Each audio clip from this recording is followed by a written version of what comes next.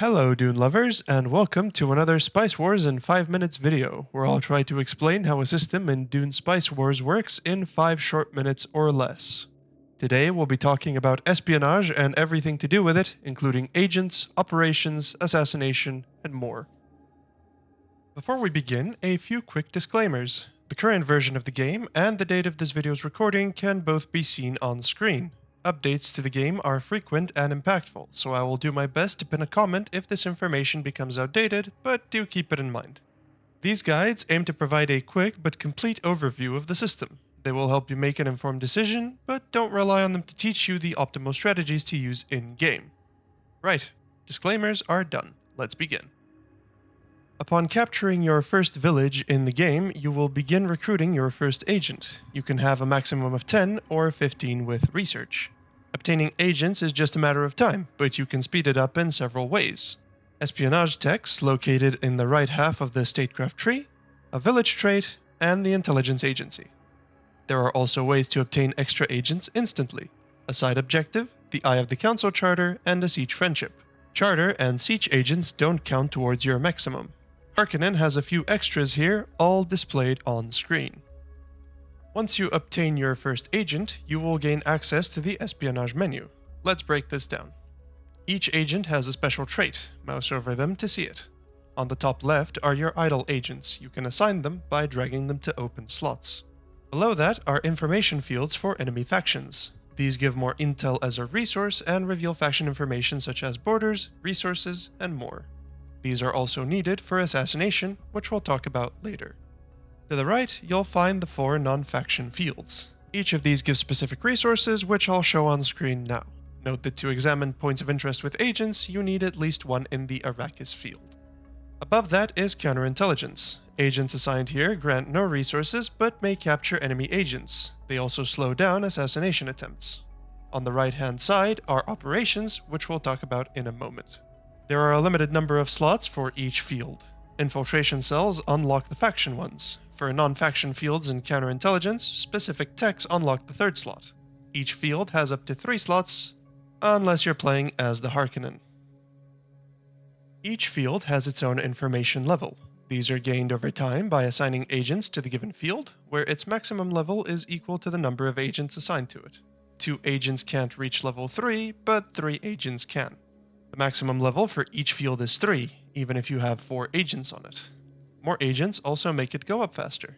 Levels may decay if an agent is unassigned from the field. You can see the effects of levels of the field in question by mousing over it. There are other limited ways to affect these. Operations are single-use abilities that cover one area for a duration. They cost intel to make, which is generated passively by agents and by the data center statecraft building, or gained in chunks through points of interest.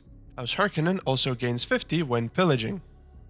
Each operation, with the exception of probe setup, has an information level requirement in certain fields. You may see these in the Espionage menu. Some of them are specific to your faction. Each operation takes 3 days to prepare. You can hold up to 3 or 5 if you've built the intelligence agency. Cancelling an operation while it's preparing refunds half its cost, while discarding one which is already prepared refunds you nothing.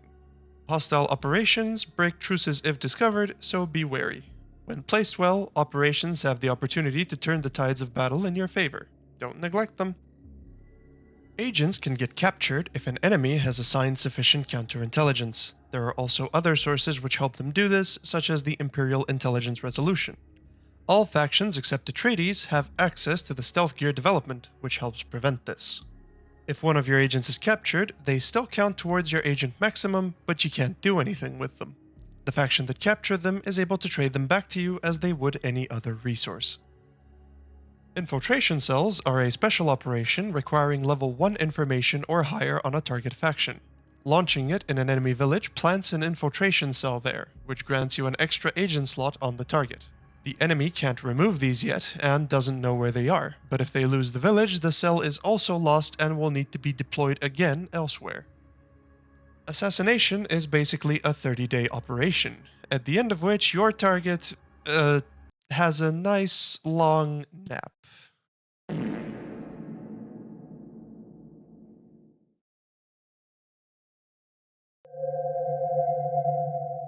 Preparing an assassination requires level 3 information on the target faction, and level 1 in all non-faction fields. Once the operation is launched, these requirements will no longer matter, but you must have at least one agent assigned to the target or the assassination will freeze.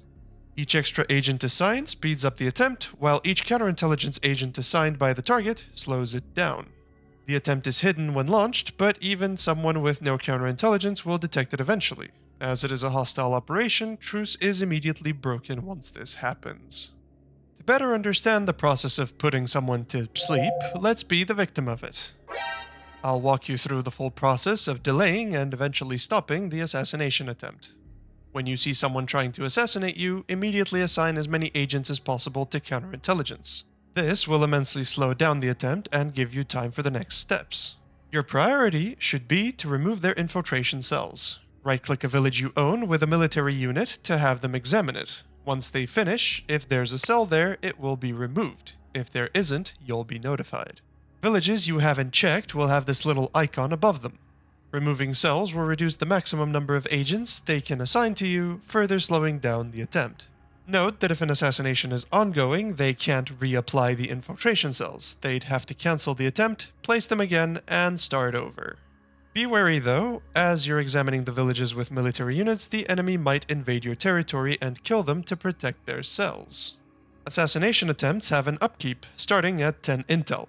You can increase this once every 10 days with this red side objective, or you can just slightly increase the time of the operation if needed instead. It's recommended you increase the upkeep as much as you can afford. Most players won't have the economy to sustain this forever.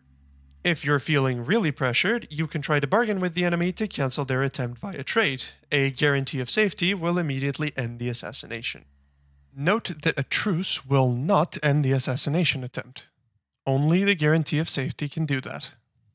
And that's it. That's all you need to know about espionage to make informed decisions in the game. Many thanks to the Dune community for inspiring and encouraging me to make these guides, and thanks to you for watching. Please leave a comment under the video or ping me on the Dune Discord with the next guide you'd like me to make.